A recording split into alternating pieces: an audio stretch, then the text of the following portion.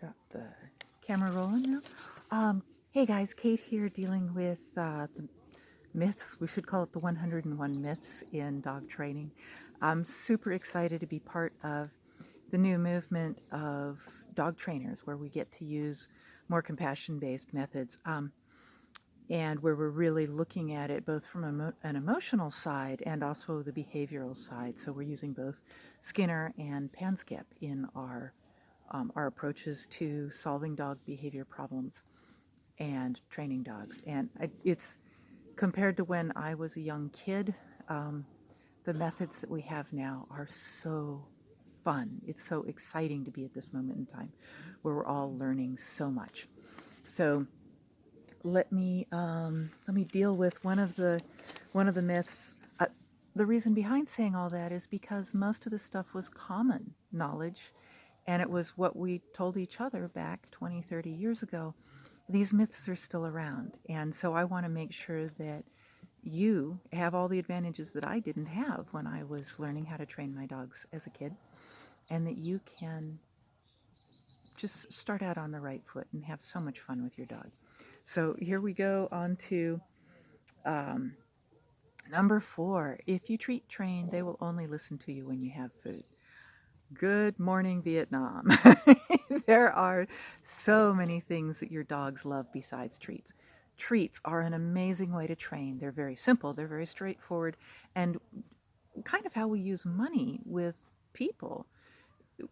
Treats can be a symbol of approval and correct behavior with your dog. A lot of dogs will work for kibble even when they're not hungry.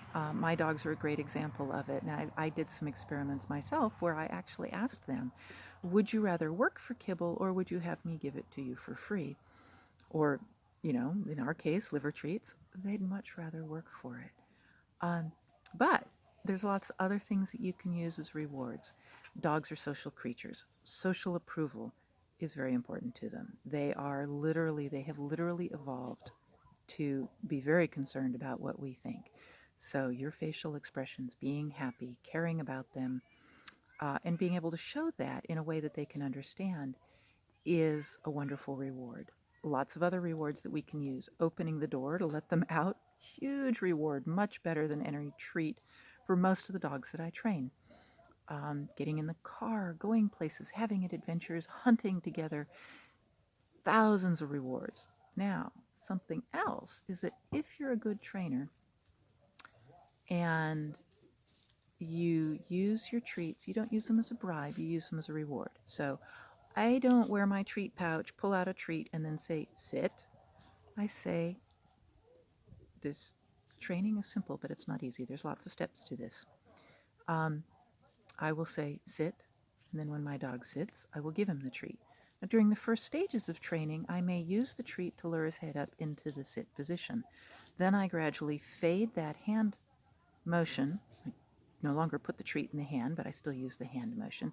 And then I use less and less of the hand motion. And I introduce the word sit before the hand motion. And pretty soon, by a series of approximations and slow progression, I have a dog who will sit when I tell him to sit, and I don't have to use the hand motion. I don't have to have a treat on me. I don't have to have a treat anywhere near me. And when he sits, I either make a big deal of running to the refrigerator where the treats are stored, or I tell him how wonderful he is, or any of another 100 rewards. Let him out. Da da da da da da da da. You get the idea. You don't have to always have treats with you. If you find that your dog is reliant on having treats, on you having treats, then you need to take some conscious, proactive steps to ensure that the treats are not what predicts your dog getting a reward. So I wear my treat pouch when my dog, filled with lots of liver treats, when my dogs are not going to get a treat. They learn that mom wearing a treat pouch doesn't mean treats are going to happen. I train a lot of times when I'm not wearing my treat pouch. So the treat pouch really doesn't mean anything. And then I try, and I'm not very good at this, and I'm working on doing things like I ask for a sit, and then I reach into my treat pouch and give the dog the treat. So The cue is the salient predictor that a treat is going to happen if they do the behavior. But for all of you out there who treat train or are scared of treat training, go for it. It's the first step into a wonderful training adventure with your dog. All right, it's great to talk to you guys again. Give me a like down below. Tell me what tricks you've trained with treats. And yeah, share one of the myths that you've heard about. Really look forward to seeing your answers below. Dog Training 101 Academy and 101 Dog Spots here on YouTube. Have a great night.